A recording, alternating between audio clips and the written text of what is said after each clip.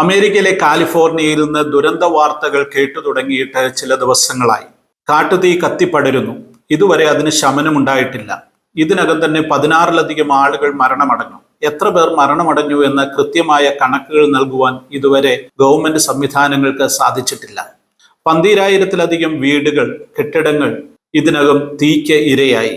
1.5 ലക്ഷത്തിലധികം ആളുകളെ ആ പ്രദേശങ്ങളിൽ നിന്ന് കുടിയൊഴിപ്പിച്ചിരിക്കുന്നു. വല്ലാത്തൊരു ദുരന്തത്തിന്റെ കഥയാണിത്. കാലിഫോർണിയ സംസ്ഥാനം പൊതുവെ വരണ്ട കാലാവസ്ഥയുള്ള ഒരു സംസ്ഥാനമാണ്. പ്രത്യേകിച്ച് ലോസ് ആഞ്ചലസ്, ഹോളിവുഡ് ആ മേഖലകൾ. എല്ലാ വർഷവും അവിടെ കാട്ടുതീകൾ ഉണ്ടാകാറുണ്ട്. എന്നാൽ ഇത്ര ഭീകരമായ ഒരവസ്ഥയിലേക്ക് ആദ്യമായിട്ടാണ് ഈ പ്രദേശങ്ങൾ എത്തിപ്പെടുന്നത്. പൊതുവെ അതിസമ്പന്നരായ ആളുകൾ വസിക്കുന്ന ഇടം.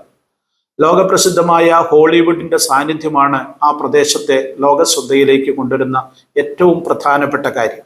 ചില വർഷങ്ങൾക്ക് മുൻപ് എൻ്റെ സ്നേഹിതനും സത്യം ലിറ്ററേച്ചർ സൊസൈറ്റിയുടെ സ്ഥാപകനുമായ CB വടവനയുടെ ക്ഷണപ്രകാരം ഞാനും എൻ്റെ സ്നേഹിതൻ അച്ചൻകുഞ്ഞിലന്തൂരും കൂടെ ഈ കാലിഫോർണിയയിൽ സന്ദർശനം നടത്തുവാനിടയായി തീർന്നു. CB വടവന ചില വർഷങ്ങൾ ലോസ് ആഞ്ചലസിൽ പാർത്തിരുന്നു. ആ സമയത്താണ് അദ്ദേഹം ഞങ്ങളെ എവിടേക്ക് ക്ഷണിച്ചത്. അദ്ദേഹം ഞങ്ങളെ ഹോളിവുഡ് പട്ടണം മുഴുവൻ കൊണ്ടു നടന്ന് കാണിച്ചു. അന്ന് ഞങ്ങൾ യാത്ര ചെയ്ത കൂട്ടത്തിൽ ഇപ്പോൾ ഈ തീപിടുത്തം ഉണ്ടായിരിക്കുന്ന മേഖലകളിലൂടെയൊക്കെ കാർ ഓടിച്ചു പോയ കാര്യം CB വടവന ഇന്ന് രാവിലെ എന്നെ ഓർപ്പിച്ചു.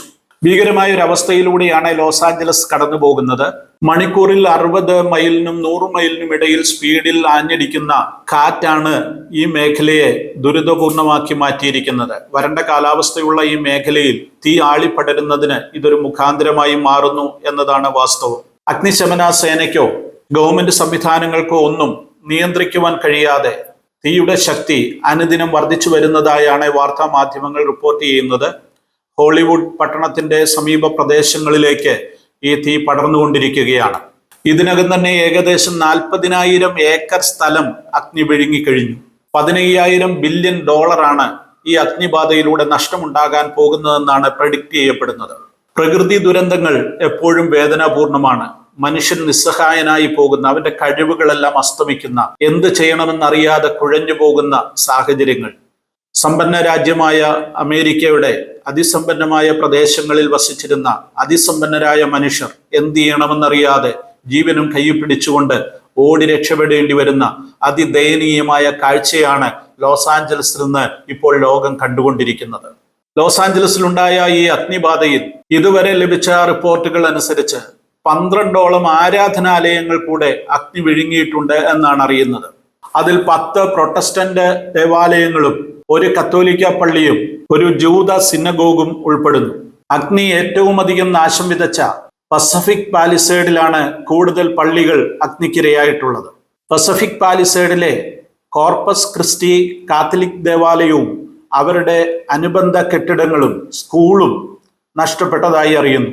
ആ മേഖലയിലെ ഏറ്റവും വലിയ പ്രൊട്ടസ്റ്റന്റ് സഭകളിൽ ഒന്നായ കാൽവറി ചർച്ചിന്റെ കെട്ടിടവും സ്കൂളും അഗ്നിക്കിരയായ കൂട്ടത്തിൽ ഉൾപ്പെടുന്നു. ആ സഭയുടെ പ്രധാന ശുശ്രൂഷകനായ പാസ്റ്റർ ജസ്റ്റിൻ ആൻഡേഴ്സൺ തന്റെ സഹശുശ്രൂഷകന്മാരായ 2 പേരുടെ ഭവനങ്ങളും അതോടൊപ്പം തന്റെ വിശ്വാസികളിൽ നിരവധി പേരുടെ ഭവനങ്ങളും അഗ്നിക്ക് ഇരയായെന്ന് വെളിപ്പെടുത്തുന്നു. പസഫിക് പാലിസേഡിൽ തന്നെ 500-ലധികം കുടുംബങ്ങളുള്ള ഒരു എപ്പിസ്കോപ്പൽ സഭയുണ്ടായിരുന്നു, സെന്റ് മാത്യു എപ്പിസ്കോപ്പൽ ചർച്ച്. ആ സഭയുടെ ശുശ്രൂഷകനായ റവറൻഡ് ബ്രൂസ് ഫ്രീമാൻ പറയുന്നത് തന്റെ സഭാ മന്ദിരങ്ങളുടെ കൂട്ടത്തിൽ 21 കെട്ടിടങ്ങൾ ഉണ്ടായിരുന്നു. അതിൽ 8 എണ്ണം മാത്രമാണ് ഇനി അവശേഷിക്കുന്നത്. തന്റെ സഭാംഗങ്ങളിൽ 3/4 പങ്ക് ആളുകളുടെ ഭവനങ്ങളും നഷ്ടപ്പെട്ടുവെന്നും അദ്ദേഹം വെളിപ്പെടുത്തുന്നു.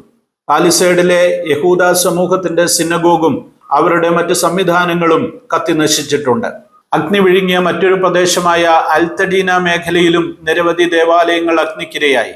Life Line Fellowship Christian Center, United Methodist Church, Church of Nazarene, Altadena Community Church, Pasadena Church of Christ, Hillside Tabernacle City of Faith എന്നിവയെല്ലാം ഈ കൂട്ടത്തിൽ ഉൾപ്പെടുന്നു. ഒരു പ്രദേശത്ത് ഒരു ദുരന്തമുണ്ടാകുമ്പോൾ എല്ലാ വിഭാഗം ജനങ്ങളും ആ വേദനയുടെ ഭാഗമായി മാറും, ദുരന്തത്തിന്റെ ഭാഗമായി മാറും എന്നുള്ളതിന് യാതൊരു സംശയവുമില്ല. ഇവിടെ കാലിഫോർണിയയിൽ നിന്ന്, ലോസ് ആഞ്ചൽസിൽ നിന്ന്, ഹോളിവുഡിൽ നിന്ന് ദുരന്ത വാർത്തകൾ വീണ്ടും പ്രവഹിച്ചു കൊണ്ടിരിക്കുകയാണ്. എത്രയും പെട്ടെന്ന് അഗ്നിശമന സംവിധാനങ്ങൾ കൊണ്ട് ഈ അഗ്നിയെ തടുത്തു നിർത്തുവാൻ അമേരിക്കയ്ക്ക് സാധിക്കട്ടെ എന്ന് നമുക്ക് പ്രാർത്ഥിക്കാം.